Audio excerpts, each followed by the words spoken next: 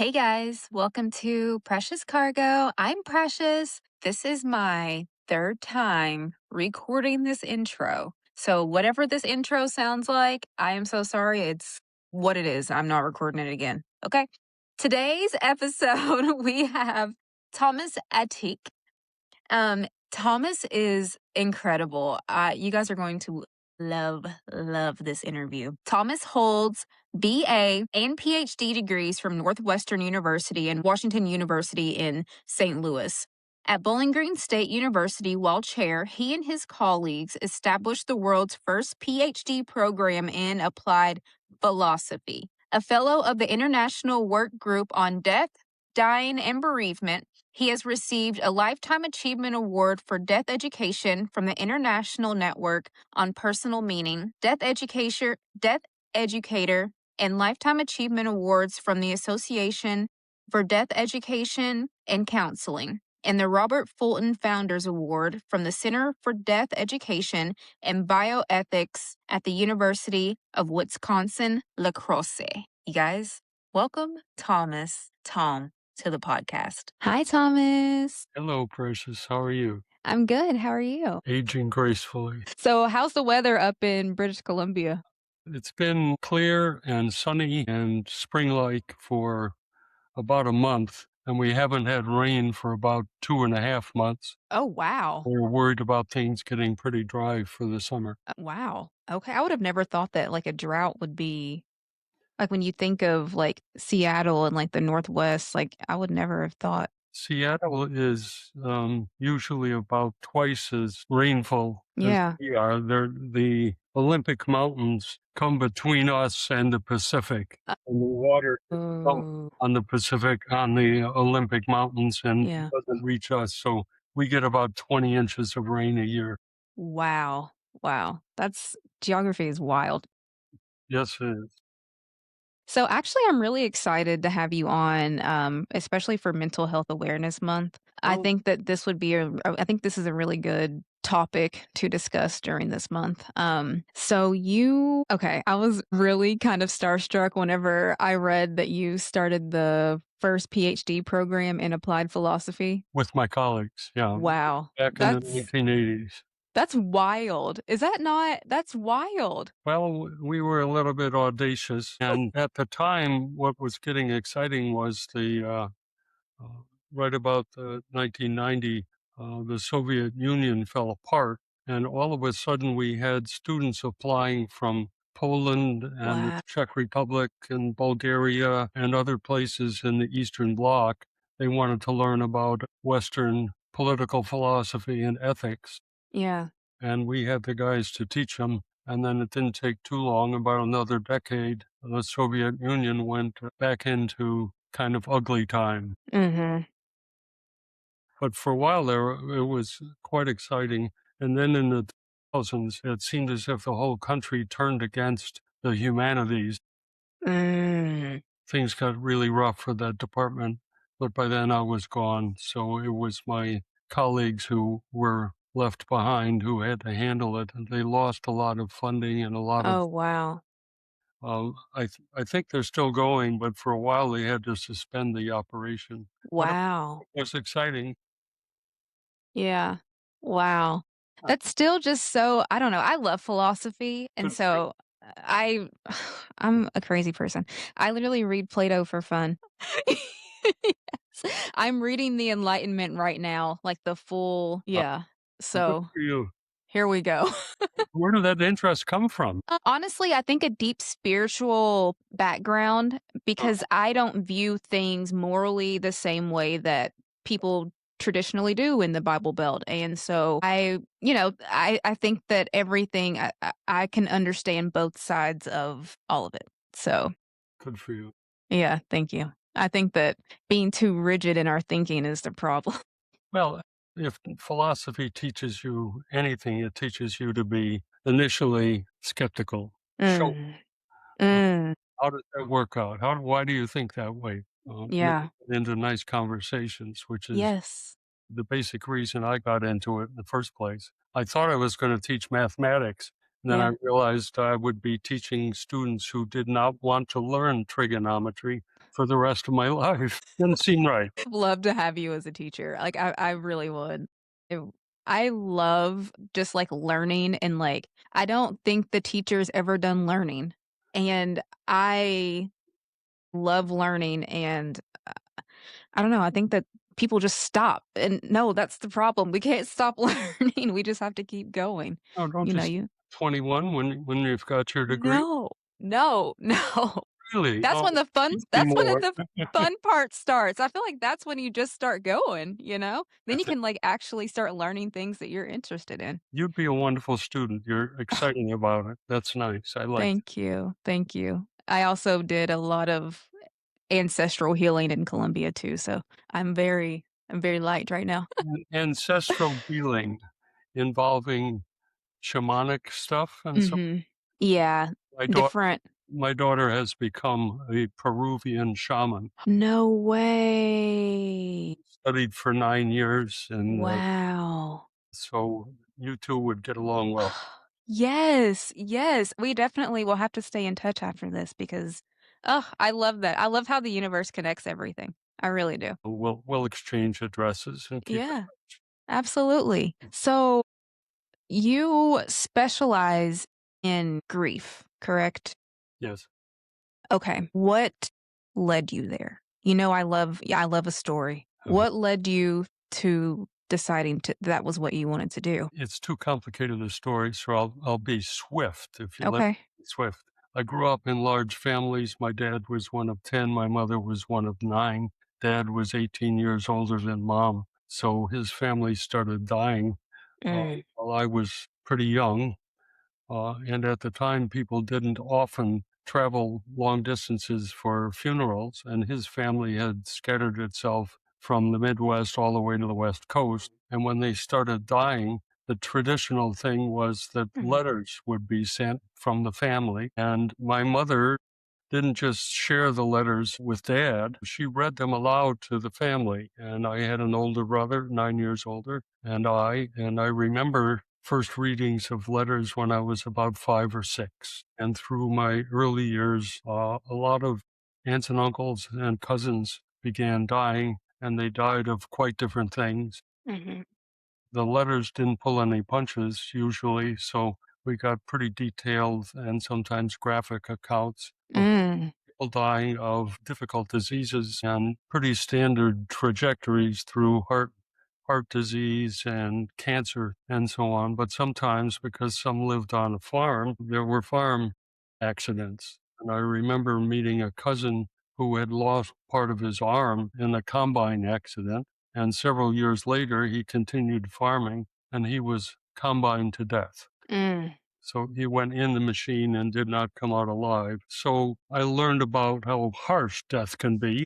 mm, And when someone was dying nearby in the Chicago area where I was raised, where my mother's family lived, they'd be in hospitals, and my mother would take me for visits with dying aunts and uncles and so on. So I became acquainted with death and dying as I was growing up. I became enamored of my teachers. I thought teachers were just the best thing mhm, to be one of those. And my brother was 9 years older. So when he became a teacher, that was it. I'm going to be a teacher. And mhm, I was convinced early by good teachers that going to college would be a good idea. So I went off. I thought I was going to teach math because I got perfect scores in math, so that's what you're gonna do. Wonderful scholarship offers and the like, and I went off to Northwestern University, and within a year, I talked myself out of math and into the humanities, and it was between philosophy, English, and history, and I eliminated history too quickly. They just wanted names and dates, but mm, didn't wanna talk about the flow of history and why things happened as they did.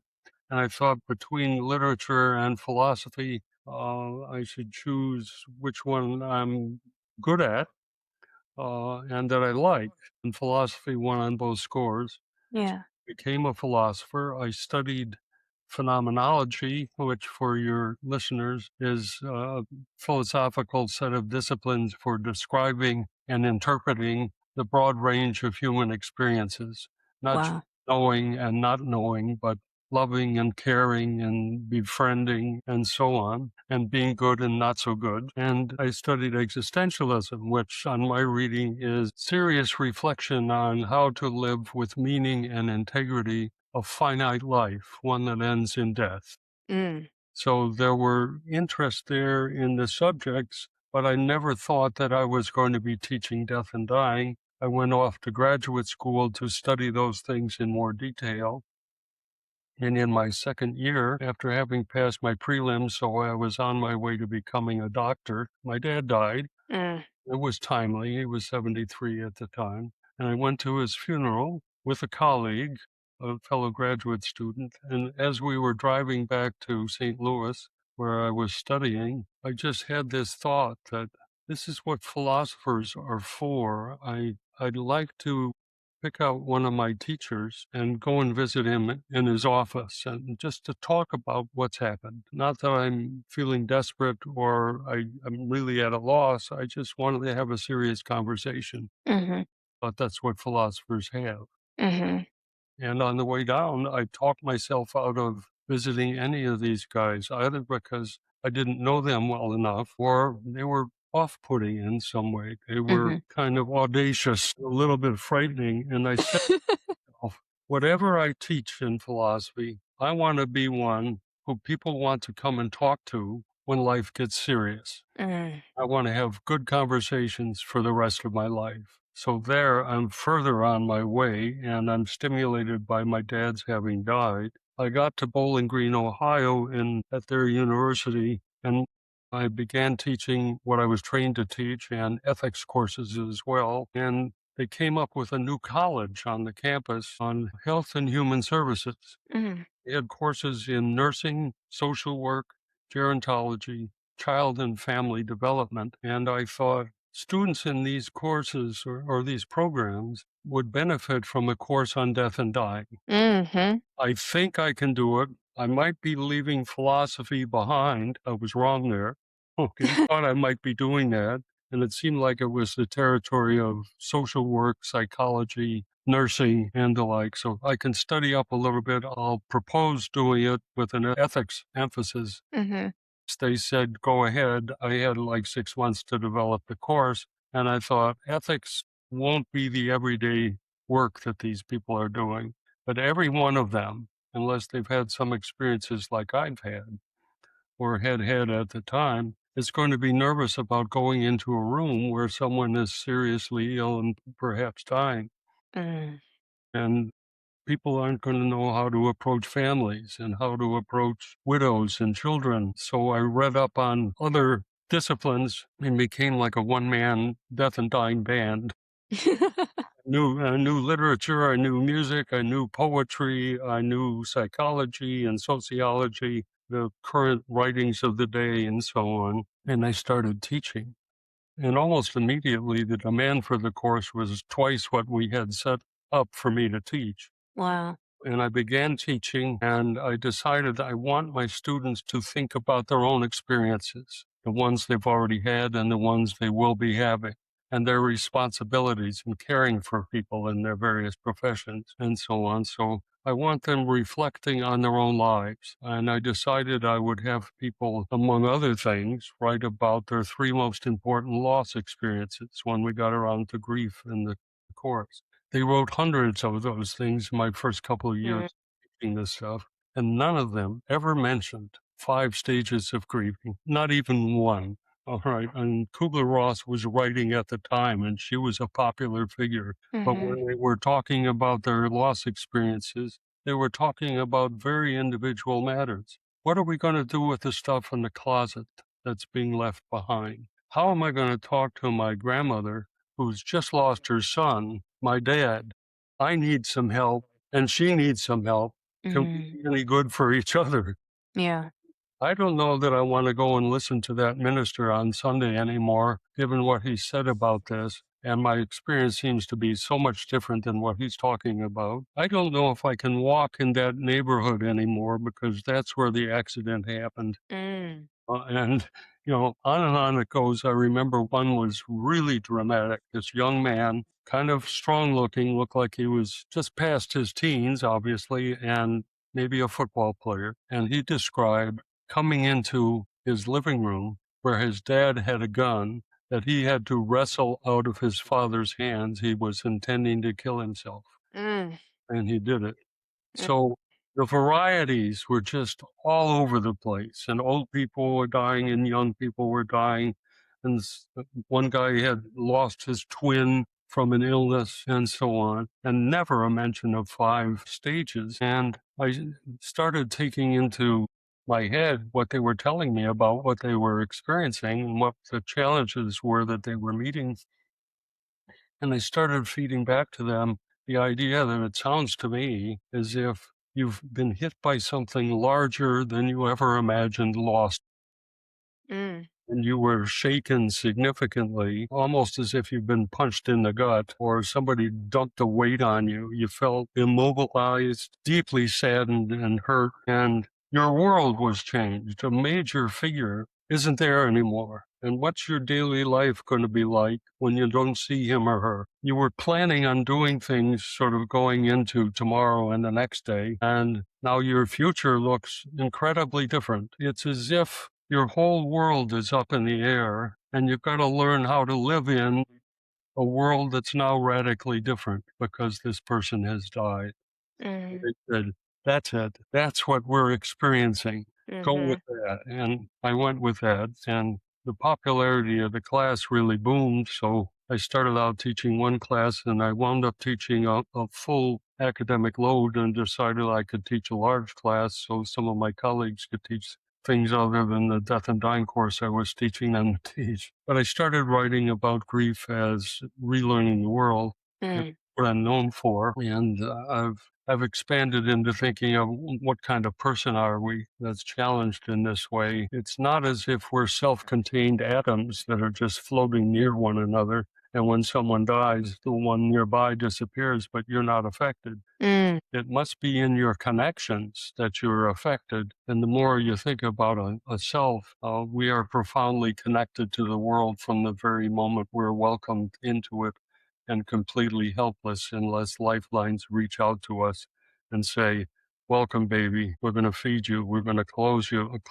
We're going to house you. We're going to teach you. We're going to support you through very hapless and helpless kind of early years, through learning how to speak and learning how to love and learning how to work and learning how to care about all kinds of things. And we are more like a web of connections within a vast web where everything is connected to everything else. And that idea has found some traction. And I finally came around to thinking about differences between problems and mysteries. And we can talk about that too.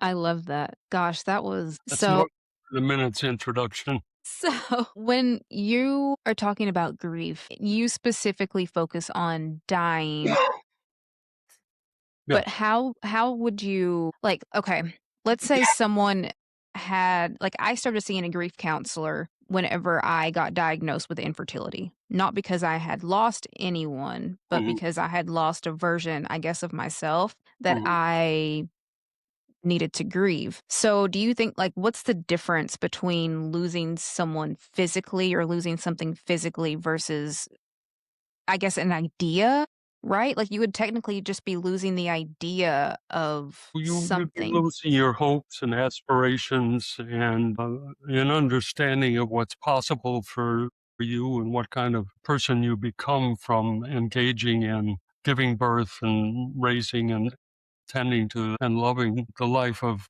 another pretty helpless creature until you came along. So things that you thought would be part of who you are Mhm. you had to let go of. Things that would be part of the shape of your life, you had to let go of. That's a pretty comprehensive thing too. I started out thinking only of grief as having to do with the death of someone. And I've pretty much maintained that focus because as Kubler-Ross's work was fascinating in the late 60s and early 70s when she wrote her book on death and dying, no one was paying attention to the dying and the bereaved. Mm, The whole country and a good part of the Western world was averse to paying much attention to the dying and the bereaved. mm, And I think that's still true in a lot of ways. And I think the latest sort of turn toward focusing heavily on grief without bereavement is a way of, again, shying away from looking at the stuff that the whole culture tends to shy away from, which is death and dying. So that's why there's been this concentration, and why a number of us are a little bit averse to going too much into the non-death related grieving, because that's easy in a culture where it's especially hard to focus on the dying. And the experience is different when there's a dead body, Yeah. Yeah. and when there's a seeing of that and interacting with it, and um, inclining to be quiet about it and averse to talking about it. And also, I think, to thinking of grief as only the awfulness, as opposed to, which is the reaction to what has happened, as opposed to the hopefulness in grief, which I've always wanted to write about and have. But this is not to say anything negative about the real hurt of what people experience when they do grieve other Mhm. losses. But people have been attending to those other losses, Mhm. supporting people and so on, as much as our culture does any of that kind of thing. Yeah. A lot more than they've supported people where someone has died. The tendency has been to, I don't know what to say, so I won't say anything, so I'll leave them in the dark where no one's Yeah. helping. And I'm concerned that people open up, be hopeful, and supportive. But what you're talking about is grief too. It's a Yeah. different program for us to talk about it. Yeah. But I agree with you. And I think to distinguish the kinds of experiences there, you just have to look at what has lost, what has been lost, what changes are required of you in your world, given that you've lost the opportunity to be a mother as Mm. opposed, or a mother who has delivered her own baby. You Right. could still be a mother, Right. etc. But you, um, there's a finality about the loss through death, not there in some other losses, Yeah. although the losses are horrible, Yeah. and Yeah. people need support there too. You know, it's so interesting that you say this is also why I wanted to bring up the mental health awareness, kind of like Yeah. linger into it. Whenever you think about the differences in grief, like versus mentally losing something versus physically having something, whenever you said that things get pushed to the back burner when even there's like a physical body, it's literally you can get 3 months off of work for a mental health grief, but you only get 3 days for a physical body bereavement. My stepsister passed away in December, and Mm, so I only got 3 you only get 3 days off work for bereavement, and it's yeah, like, how long like, there's 3 days is something obviously wrong. right, right. 3 days is not enough. Like, You 3 want days is wild, but that's all that, like, companies in the US give you. Would you like to have a little talk about closure and things like that? About And my sister? no, grief in general, uh, Yeah, and bereavement. yeah. Okay, if I'm right, and grieving is a process of relearning how to live in the world after someone has died, Mhm. okay, then it's probably like learning how to live in the world in the first place. There's Mm. at least a family resemblance. Okay? So if I had an audience here and then we were in an auditorium or maybe a smaller group meeting room, I could ask this question and you can tell me how you think people would answer. How many of you in this room, let's think about learning how to live and learning how to live well as we can in meaningful ways. How many of you in this room, honestly, can raise your hand and say, I've finished with that? I've finished learning how to live. Mhm. How many people do you think would raise their hands? None. Nobody. Okay. When we're talking about people who have died and grief afterwards, we talk about loving this person. Typically, we grieve more if we really loved this friend, this child, this life partner, Mhm. whoever it may be. How many of you feel like you have finished loving the people that you love in your life right now? Mm. Are you done with that? Nobody raises their hand. Mhm. If they moved away and you didn't have a chance to move back to be with them again in ways that you are now that mean something to you, how many of you think you would finish missing them as you continue living with them. Nobody's going to say they're done. Okay. Mm-hmm. Well, if grieving is relearning how to live in a world after someone has died, how many of you think you would stop missing them? So you're never done grieving. How many of you think you'd stop loving them? Mm. You're going to be doing that, both of those things, for the rest of your life. Mm-hmm. The change, it's going to modulate, moderate, and so on. Get over that expectation you're going to finish and fight against a society that tells you we think you're done, or at least done enough, so that after 3 days, we shouldn't be concerned about what you're experiencing. Yeah. Is Yeah. that realistic? Right. Right. It just isn't. Right. No, I want to say something about another aspect of how people respond to grieving and grieving people. They seem to think that grieving is just what comes over us when someone dies. The sorrow, the dislocation, the sense of loss, the deep hurt, the disorientation, the profound loss, and so on. All of these are very heavy, and they're all things that happen to us. And in psychological terms, the best term would be something like reaction. Stuff happens in the world, it hits us, we're affected, Mm-hmm.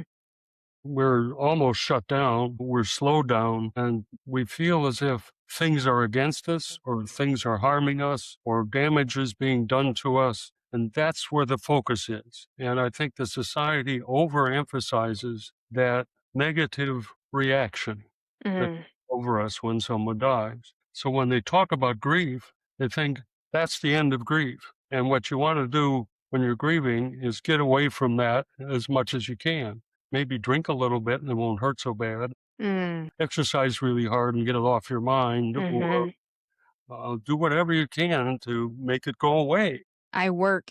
That's how I, yeah. There you go, and numb yourself to Mm-hmm. what's going on.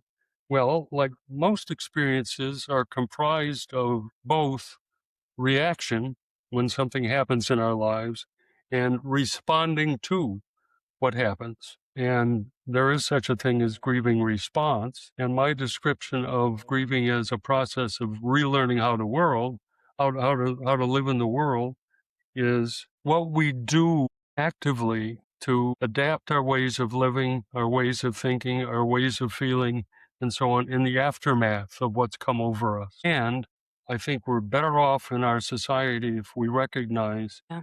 grieving response is full of choices. Mm.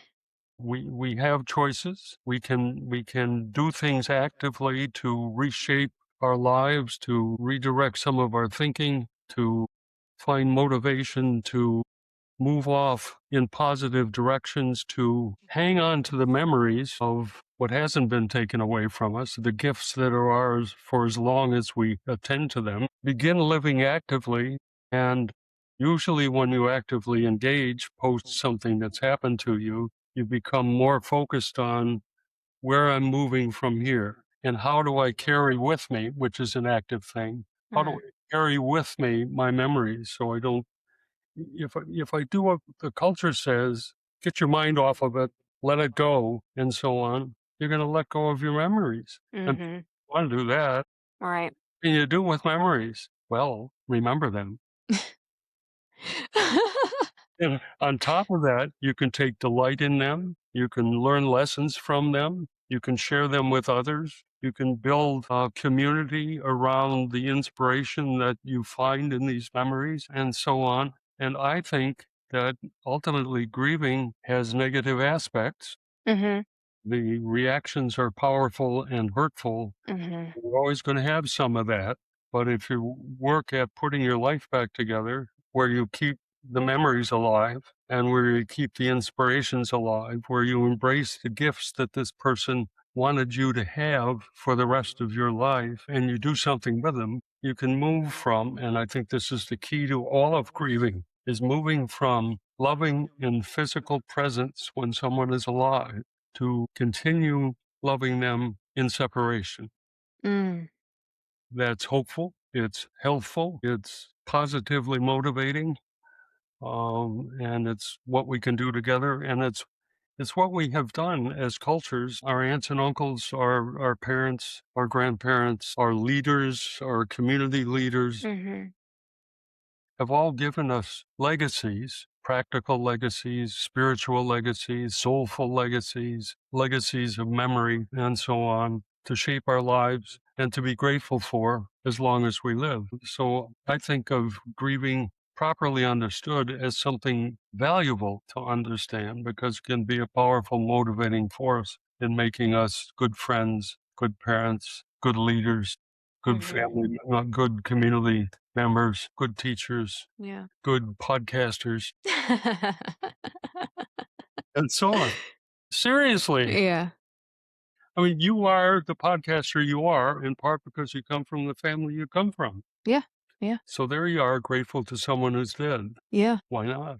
Right. And when they think of you and they think of your grieving, I think most of them don't think, well, I hope she really wallows in the sorrow of this for the rest of her life. I hope she never stops feeling really sad so it kind of half cripples her.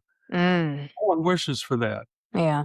They wish for, on the way to dying when they know it's happening, is I feel for you because you're going to be sad, Yeah. going to hurt. And I want you to get through that as well as you can while being honest with yourself. Mm-hmm.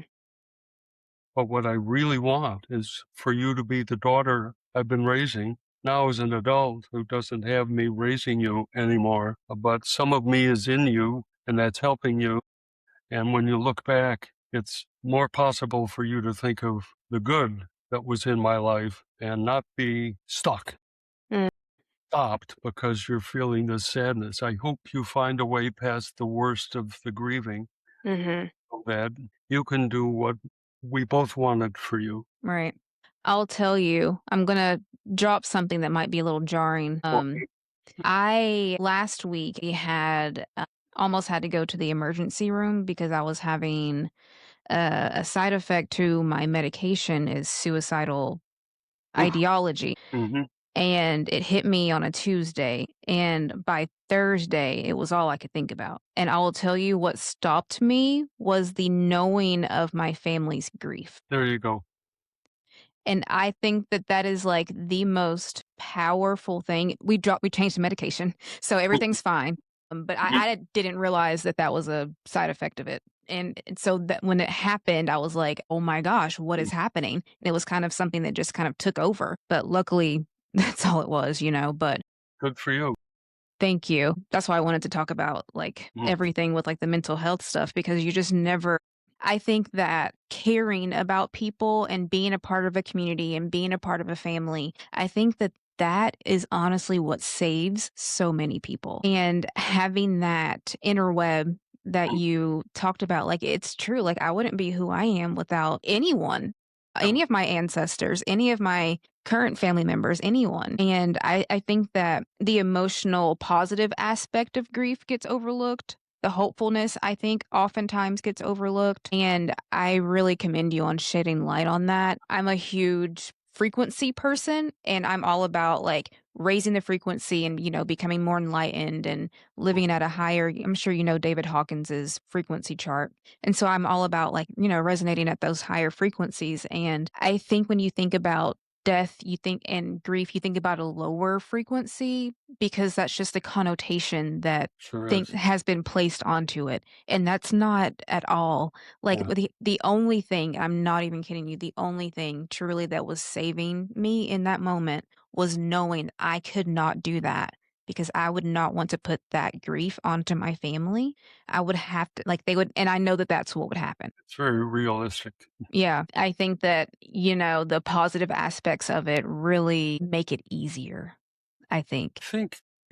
I've been thinking a lot in the last few years. I wrote this book that sort of tied everything together over several decades of Mhm. thinking about things. I thought really hard about this analogy of the self to a web sort of attached to a web of webs, and Right. there are lines coming into us from all kinds of sources, and many of them are lines of care from your best friends, Mhm. your lovers, your family, your cousins, your neighbors, your colleagues at work who care about you. And I was thinking about resilience, which are the inherent strengths that we have, Mhm. enable us to deal with these things that are so difficult and respond to the reactions that come over us. And I thought about the history of growing into who we are as adults. And along the way, the world is pouring resources and goodness into us. It comes from the world. We're not born with food growing in us. It comes into us from outside.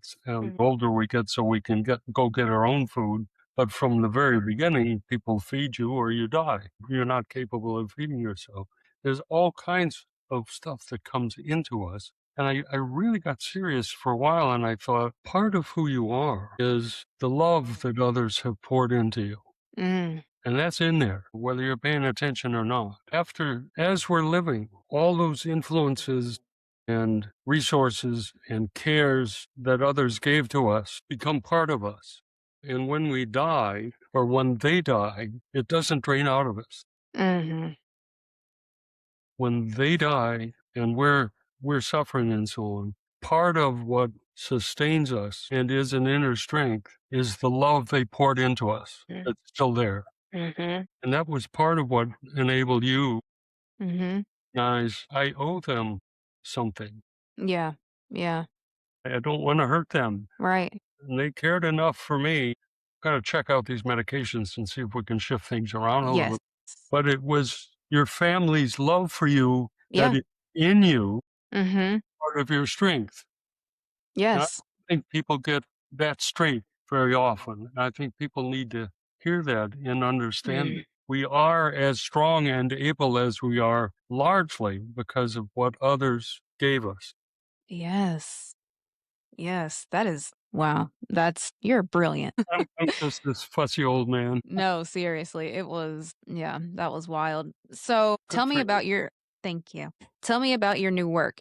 What is the name of it? Where can people find it? I want Mhm. to know all the juicy details inside of it. Yeah, I'll summarize it in 15 seconds. There it is.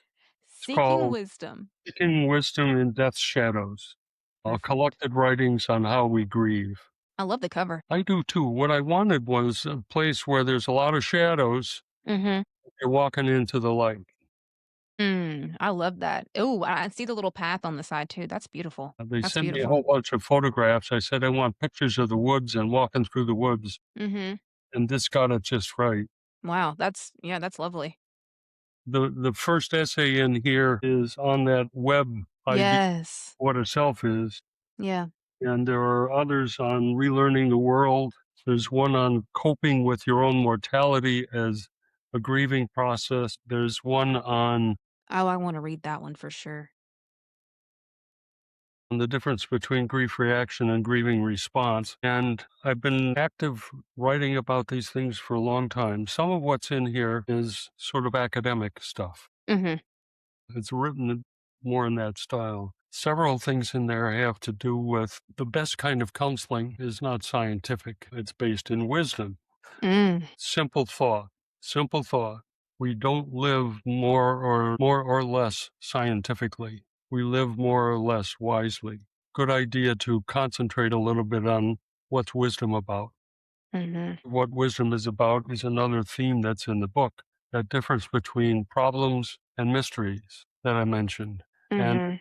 it's a fairly simple distinction, but I think it's very important. And I don't know of anybody else who's been writing about mysteries in this sense, in this literature on grief and loss. And I think it's one of my singular contributions. Egos solve problems. Egos take care of practical matters. Your ego puts together your shopping list and you go down and tick off that problem solved, that one's solved. Need more sugar, bring it home. Need to wallow in chocolate, get a lot of that, bring it home, that kind of thing.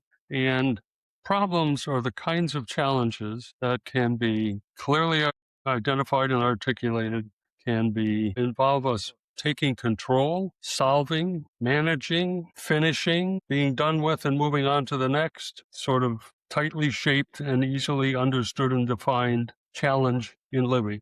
That's a problem. And we've got egos that are really good at problem solving. Will dwell in egos in no other place as if they've forgotten everything else they can do. And some people become billionaires being really good problem solvers, whereas they've ever noticed that there are any mysteries in their life at all, and they eventually will meet them. What do we have in mind by mysteries? Mysteries are challenges in life that we can't manage, we can't control, we can't get over, we can't get beyond them. Instead of our shaping them, they shape us. And when you're a little kid, you have some first encounters with death and dying, and maybe you meet up with a couple of dead animals on a sidewalk and so on, and you learn some things, and you're impressed in some way on how final it is, and you're touched in some ways on the poor little bunny and so on. And later on, you meet death in lots of different ways. The closest to you that you love the most, some of them die. And we meet up with lots of mysteries that we can't control, we can't solve, we can't finish with. Life itself is one of those things. Love is another. Suffering is another, and so on. And the distinguishing characteristic of a mystery is that we never finish with them. They're constants. They walk with us and are present with us throughout our entire lifetimes. And just when we think we've got a good, full, deep understanding, they show us something else about what they're like. And we see a new aspect, and we don't get to control that thing showing up. We get to control how we respond to that new face of love that we just saw, that new face of suffering. And I think life itself and all those others that I just mentioned are mysteries. And wisdom helps us address mysteries. Science helps us take care of problems. Oh, I love that. Oh, can I get it on Amazon? Pardon? Is it on Amazon? Well, you don't want to get it on Amazon. I'll tell you why. And I'll tell all your hearers, you've got, I assume, anywhere 50 to 100 million listeners. Let's be real serious about this, okay? This is a hardback book. Okay. It's produced by Oxford University Press. That's Okay. important. And you can go to Oxford University Press's website, and there you can find this book. And if you use a little code that I give to you, you can buy it for 30% off. Ooh, So it's a $35 book for $25. love that. It's a hardback book. You can hit people with it and solve a problem. The code that you need is 5 letters and 2 numbers. AUFLY, as in fly on the wall. AUFLY 30. Alrighty. And I will put all of this in the show notes too. If you go to Oxford University Press, look up the book, you get to read the table of contents and what endorsers have said about it and a sample chapter and get a sense, do you really want to do it? Yeah. And if you decide to do it, you order the 100 copies for you and your friends, and you then go to the shopping cart. And when you get on the shopping cart page, you can add that code, AUFLY, and right in front of you, they'll take the $10 off the charge of the book. Love it. I'm going to go buy it right now. I'm so excited. I'm so excited. I also need a little bit of a break from the Enlightenment. It's a lot. I took it to Colombia with me thinking I would like really sit there for a whole week and no. I think that, hardcore traditional philosophy is some of the hardest reading you can do. And Yes. you got to go slow. Yes, and every year, for some reason in the summer, I reread Neville Goddard's entire collection. So, yes, that is where I am in my life. It's my third year reading that, and it's for some reason, it's like my favorite summer read because the essays are so short. And so I can get like one done in a pool day. So In a pool day. I know where your real love is. you're killing two birds with one stone. Yeah, okay, sure. Just rotate. Yes, yes. Thank you so much for being here. This was honestly so refreshing. I'm going to ask a personal question. Do you ever have a hard time talking to people that aren't intelligent? You know what I mean? Like when you're No. like, I think it works out something like this. I don't know why this is true. I was a great listener when I was a little kid because there'd be these big family meetings. and there were athletes in the family. And I'm not an athletic person. I've got a good eye, and this one's always been 2400. So I have no depth perception. I can't catch a ball. I can't do what jocks do, and so on. And they had these huge family meetings, and I just love listening. Sometimes I just get in the men's room and they're talking this and that. But I found the women fascinating, and they were talking about personal things and health things Mm-hmm. and so on in the dining rooms and kitchens of the houses where we would meet. And I became fascinated with stories, and I was interested in playing with kids on the playgrounds and so on, but I really liked being in friendship circles. And by the time I was in high school, I was not holding out a sign or whatever, but when things got serious, folks wanted to talk with me. Mm. I was usually smarter than almost anyone in the room Mm-hmm. because school was easy and I was just piling up the points in Mm-hmm. all kinds of ways and so on. But I was patient. I was listening to goofy relatives, some of whom didn't make any sense, but they were fun to listen to. I can listen to anybody, and I can usually sort of get under their skin a little bit where we actually talk seriously. Mm-hmm. So I got practice in trying to harvest some wisdom along with people who were having a harder time than I was just sort of understanding how things work. Mm-hmm. So I don't get impatient. Sometimes if a person talks too much and won't let somebody who's with them break into the discussion, then I get angry. But if, Yeah. if we're really going to talk, I'm never thinking this guy's dumber than I am. Yeah. I'm thinking this person's having a problem or actually Mm. engaging with a mystery of some sort or another. Yeah. If I talk problem and mystery with them, they'll probably think that's too abstract. So let's just talk about these things in the ways you talk about sadness and love Yeah. and hurt Yeah. and see where the conversation takes us. And the people who read my books find them accessible. Mm-hmm. There's another book I have to tell you about. Yeah. I'm going to show you. Yes. And this is one you give to the friend who has just lost their mother or their brother or whatever. Okay. It's called Catching Your Breath in Grief. Okay. And grace will lead you home. Perfect. That's beautiful. And this one you can get at Amazon. Okay. I'm working on this is self-published. It's the best heart-to-heart thing I've ever written. And I'll tell you one little story. Yeah. I don't know. You can put this on the air or take it off, whatever. I was working with a church committee. I was a chair of a spiritual care committee in a church, and the chaplain for the church was on that committee. And she came to one of our meetings one morning, and she said, "Tom, I have to tell you, I spent some time in the local hospice this morning. I'm the chaplain there too, and I was walking down the hall." And outside of one patient's room, man was dying. I heard a lot of conversation, and I thought, there's several people in there. What's happening? Usually it's pretty quiet around here.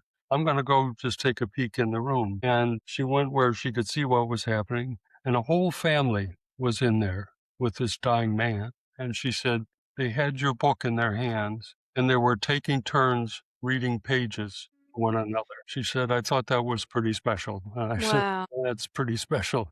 But what it is, it's about 50 or 52, one page. The typical page looks like these. It's got Okay. photographs on the top and about two Mm-hmm. words that anybody can read. Yeah. Don't have to read the continuity of an argument through a book. You can just look at a page, leave it open, look at it again and again through a day, and Mm-hmm. have a quiet meditation with yourself. Go somewhere else. There's a table of contents so you can see here's one on love, here's one on suffering, here's one on grace, Mm-hmm. here's one on hope. Mm. Let's read that, or I'll look at that one today. And people who work their way through it almost uniformly tell me this is one of the best things anybody ever gave me. So, Wow. and that feels good. Wow. Yeah, definitely gonna put that in there. That yeah. Yeah, no, we're good. We're good. Thank you so much for being here. I loved this. I did too. Thank you. And I'll reach out with my contact info Mhm. so you can connect me with your daughter, please. Yeah, when we're off the show here, we'll exchange some information. Perfect. Okay. All right. All right, that's all I have for y'all today. Bye.